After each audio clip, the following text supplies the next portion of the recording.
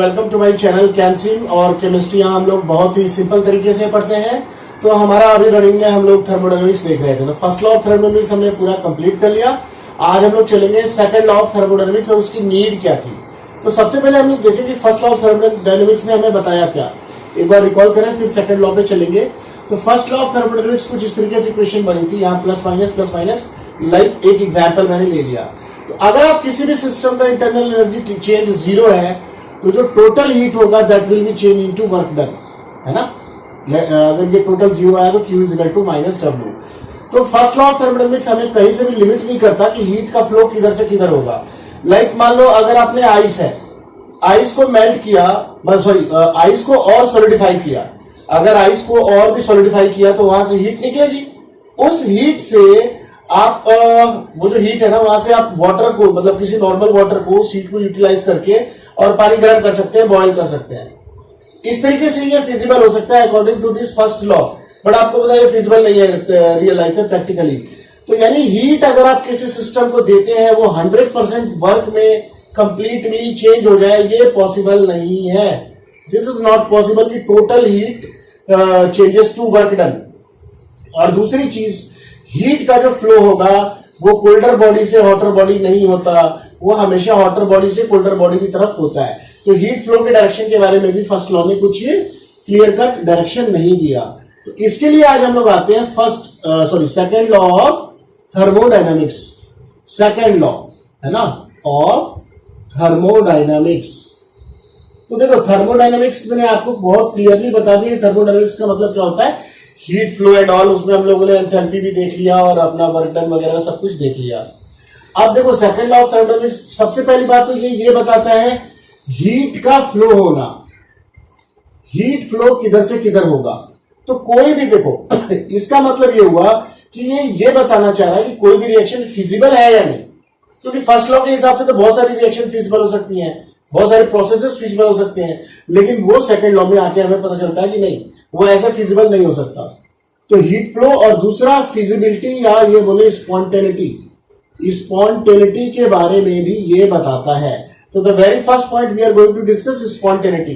Spontaneity का मतलब होता है जो भी प्रोसेस अपने आप हो जाए उसके बारे में। यानी हीट हायर टेम्परेचर से लोअर टेम्परेचर फ्लो होती है। जैसे मान लो आपने बर्फ निकाला, आइस है ना, फ्रिज से आइस निकाला, बाहर रख दिया, वो अपने आप क्या होता है, हीट उसको सराउंडिंग से मिला और वो अपने आप मेल्ट हो गया, ठीक है ना। इस तरीके से और भी बहुत सारे प्रोसेस होते हैं कि आपने पानी को बॉईल किया और बाहर रखा तो अपने आप वो सारा का सारा हीट सराउंडिंग को देखे, और मतलब so many processes are there जो कि अपने आप हीट हायर टेम्परेचर से लो टेम्परेचर फ्लो होना शुरू हो जाता है।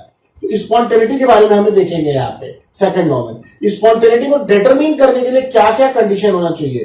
तो सबसे पहला हमने पढ़ा था एंथैल्पी। तो क्या एंथैल्पी स्पॉन्टेनिटी को बता सकता है?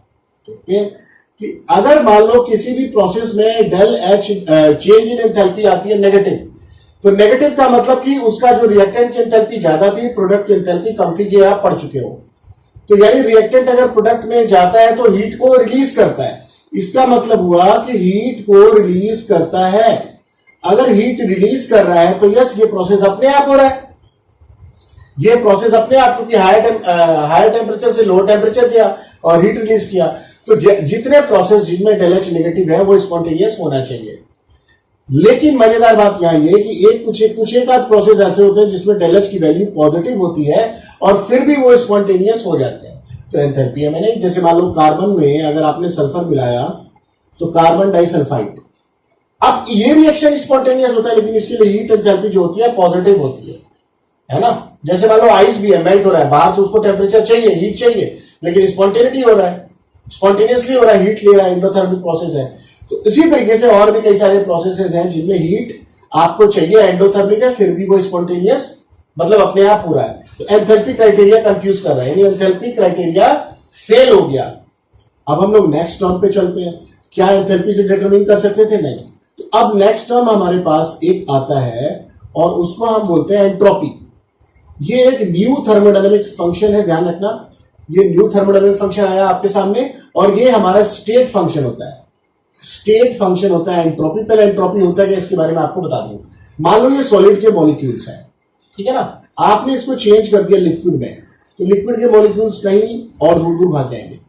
तो एक जो इनका आपस में जो मॉलिक्यूल्स का अरेंजमेंट होता है ना, कि एक ऑर्डर में ये पैक है, इस ऑर्डर को डिसऑर्डर करना, जितना ज्यादा डिसऑर्डरनेस आएगा उतना ही ये इंडिकेशन बताता है एंट्रोपी का। Entropy basically measure of disorderness, जितना ज्यादा डिसऑर्डरनेस आएगा उतना ज्यादा ये एंट्रोपी उस सिस्टम की ज्यादा होगी। यानी अगर कोई सॉलिड लिक्विड में चेंज हो रहा है तो उसकी एंट्रोपी ज्यादा होगी, डिसऑर्डरनेस ज्यादा होगी। इसको हम लोग कैपिटल एस से रिप्रेजेंट करते हैं।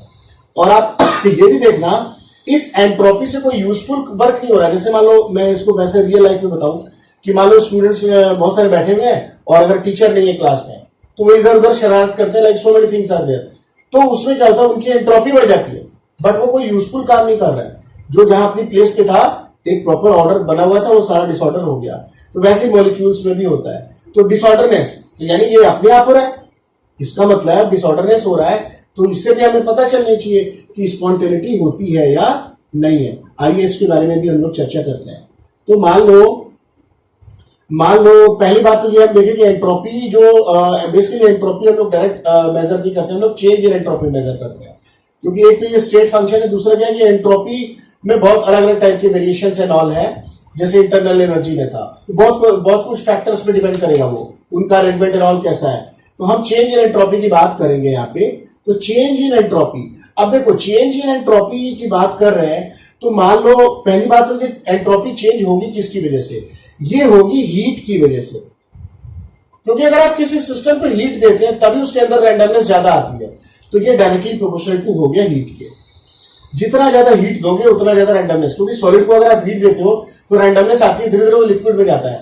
लिक्विड को हीट देते हो रैंडमनेस आती है एकदम से, और वो आता है गैसियस की तरफ। तो randomness is proportional to the heat supplied. तो क्यू लिखते हैं हम लोग इसको, ठीक है ना, हीट को।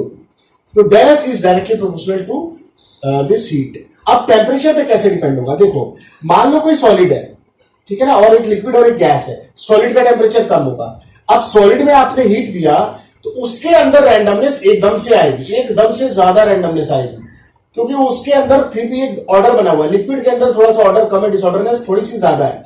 उसको अगर आप हीट देते हैं, मतलब उसका टेम्परेचर चेंज करते हैं, सॉरी हीट देते हैं, तो टेम्परेचर में जो चेंज आएगा सडन, इतना ज्यादा रैंडमनेस नहीं आएगा, क्योंकि पहले से रैंडमनेस है उसमें। वैसे ही गैस है, गैस के अंदर क्या होता है कि रैंडमनेस और भी ज्यादा होती है, और अगर आप उसको फर्दर हीट दोगे तो चेंज इन रैंडमनेस ज्यादा नहीं आएगा। तो यानी कि चेंज इन रैंडमनेस और टेम्परेचर में जो रिलेशन होगा वो होगा इनवर्सली। रैंडमनेस अगर लो टेम्परेचर वाले सिस्टम पे अगर आप हीट देते हैं तो उसकी रैंडमनेस में चेंज ज्यादा आता है। तो this del S is proportional to Q upon T. अब यहां पे हम अगर इसको लिखें, basically del S is equal to Q upon T, है ना। This is the equation for calculation. इसको हमने यहाँ पे इक्वेशन बनाया हुआ है कैलकुलेशन के लिए। यहां पे हम लोग लिख देते हैं रिवर्सिबल। देखो रिवर्सिबल क्यों लिखते हैं, ये कभी कभी क्वेश्चन दिमाग में आता है कुछ लोगों के।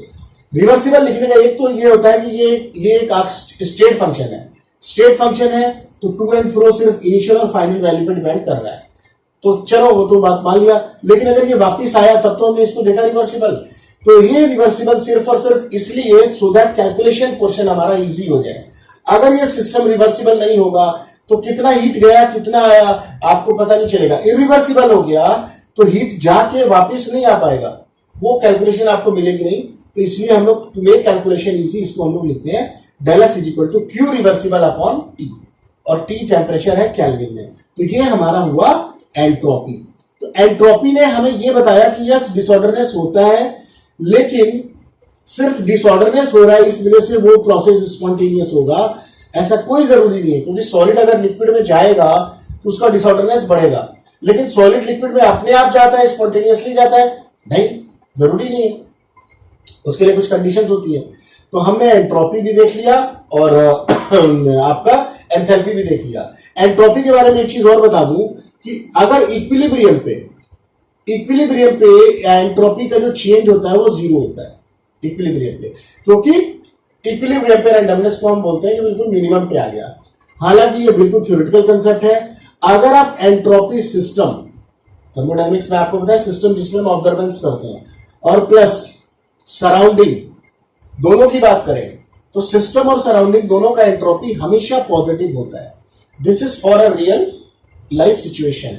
है ना। वैसे जीरो होना चाहिए था इक्विलिब्रियम पे, लेकिन सिस्टम और सराउंडिंग का एंट्रोपी ऑलवेज, क्योंकि सराउंडिंग वाले पोर्शन का एंट्रोपी आप एग्जैक्टली कैलकुलेट कर पाए is very very tough. Irreversible है, सराउंडिंग में कितना हीट किया, कैलकुलेशन एंड ऑल बड़ा मुश्किल है। तो सिस्टम प्लस सराउंडिंग को जब भी हम ऐड करते हैं वो एंट्रोपी हमेशा पॉजिटिव होती है, ठीक है ना। तो ये सारी बातें एंट्रोपी की हो गई, और हमने ये देखा कि एंथैल्पी और एंट्रोपी से हम नहीं निकाल पाए एग्जैक्टली कि स्पॉन्टेनिटी किस तरीके से है, लाइक स्पॉन्टेनियस वो है या नहीं है। इन दोनों के कैलकुलेशन से हमें बात पता नहीं चली।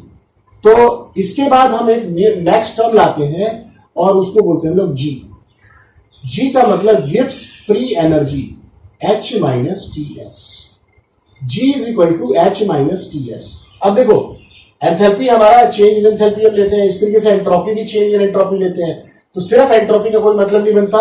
तो इसलिए हम जी जो ये रफ इसका एक फंक्शन बना हुआ है, इसमें हम लोग इसको भी लेंगे change in enthalpy, sorry change in गिव्स फ्री एनर्जी।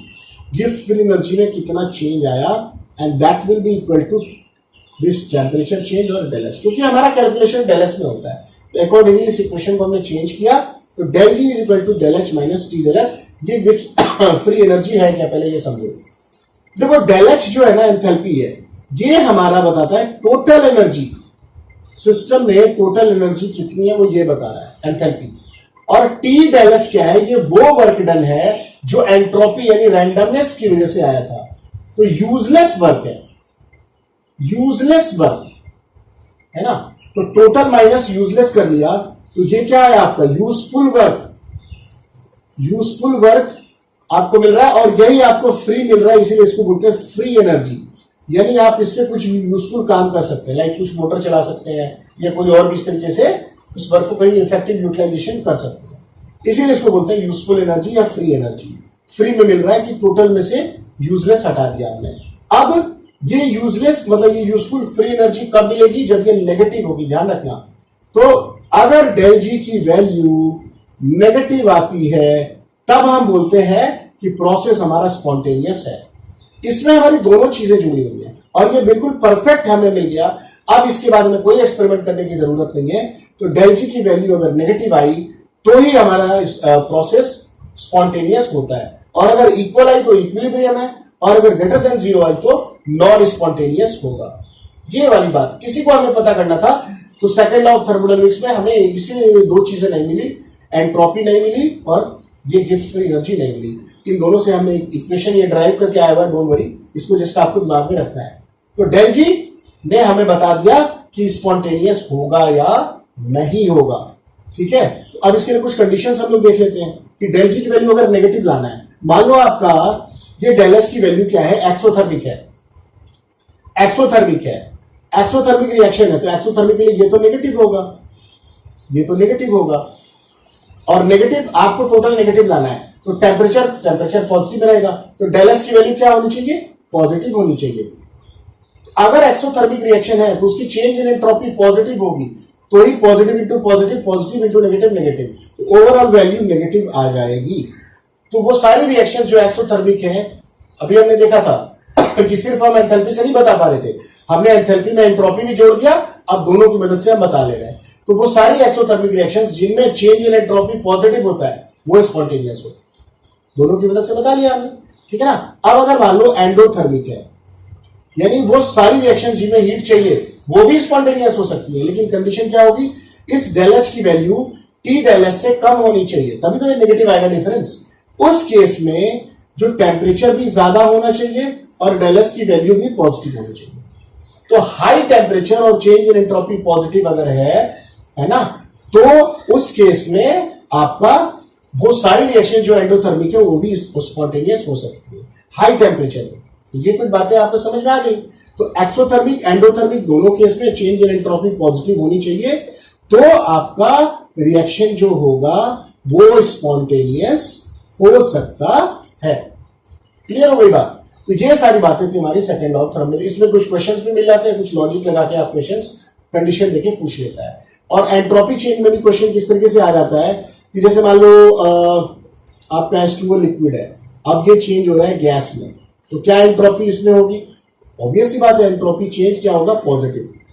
और अगर रिवर्स हो जाए, लाइक गैस है और लिक्विड में जा रहा है, तो एंट्रोपी चेंज क्या होगा, नेगेटिव। इसी तरीके से मान लो हाइड्रोजन है और इसका मैंने एटमाइजेशन कर दिया, अब इसमें पूछ सकता है कि एंट्रोपी चेंज क्या होगा, तो देखो एक मॉलिक्यूल है, एक है ना स्पीशीज, यहाँ दो आ गए तो रैंडमनेस बढ़ गई, ऐसे केस में एंट्रोपी पॉजिटिव होती है।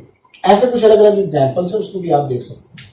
तो ये सारी बातें हुई एंट्रोपी और गिफ्ट फ्री एनर्जी की। इस तरीके से आपने समझ लिया कि कौन से प्रोसेस स्पॉन्टेनियस हो सकते हैं और कौन से नहीं हो सकते हैं, वो सिर्फ और सिर्फ डेल जी की वैल्यू से पता चलता है, ठीक है ना। तो ये सारी बातें होगी हमारी सेकंड लॉ ऑफ थर्मोडायनेमिक्स में। अब हम लोग देखते हैं थर्ड लॉ। थर्ड लॉ को भी फिनिश करते हैं। देखो थर्ड लॉ ऑफ थर्मोडायनेमिक्स क्या है, अगर आप मान लो कुछ इस तरीके से अरेंजमेंट करो, है ना, कुछ क्रिस्टलाइन, देखो चेंज इन एंट्रोपी आपकी जीरो आ जाए। किस तरीके से, कुछ मान लो क्रिस्टलाइन सॉलिड्स इस तरीके से हैं, क्रिस्टलाइन सॉलिड्स, उनका अरेंजमेंट इस तरीके से कर दो एट एब्सोल्यूट जीरो टेम्परेचर पे, एब्सोल्यूट जीरो टेम्परेचर पे, एब्सोल्यूट जीरो टेम्परेचर पे उनका जो रैंडमनेस है वो बिल्कुल ही खत्म हो जाएगा। रैंडमनेस जो है that will be very close to zero, क्योंकि क्रिस्टलाइन बिल्कुल पास पास और रैंडमनेस खत्म हो जाएगी, तो चेंज इन एंट्रोपी जीरो होगी। इसी को बोलते हैं third law of thermodynamics, absolute zero. ये कैलकुलेशन के लिए बताया गया है। मैं आपको बताऊं ये बिल्कुल भी पॉसिबल नहीं है कि किसी भी सिस्टम का total change in entropy zero हो जाए, क्योंकि एब्सोल्यूट जीरो जो एक कंसेप्ट है वो थ्योरेटिकल है, उतना टेम्परेचर कहीं भी इस तरीके से पाया नहीं जाता। तो ये जस्ट एक थ्योरेटिकल कंसेप्ट है कि लिमिट लाने के लिए कि चेंज इन एंट्रोपी जीरो कब हो सकती है, जब आप एब्सोल्यूट जीरो पे उसकी रैंडमनेस को खत्म कर दें। और ये सिर्फ सॉलिड के केस में हो सकता है, क्योंकि लिक्विड और गैस में तो एंट्रोपी कहीं कहीं रहेगी ही रहेगी। तो this is about third law of thermodynamics. तो इसी के साथ हम लोगों ने डायनेमिक्स थर्मोडायनेमिक्स को फिनिश किया आज, और आप लोग बिल्कुल अच्छे से समझ गए, है ना। अगर इसके बाद भी कोई डाउट या कुछ रह गया आप कमेंट बॉक्स में लिख सकते हैं और पूछ सकते हैं, ठीक है ना। Okay, thank you so much for watching my video.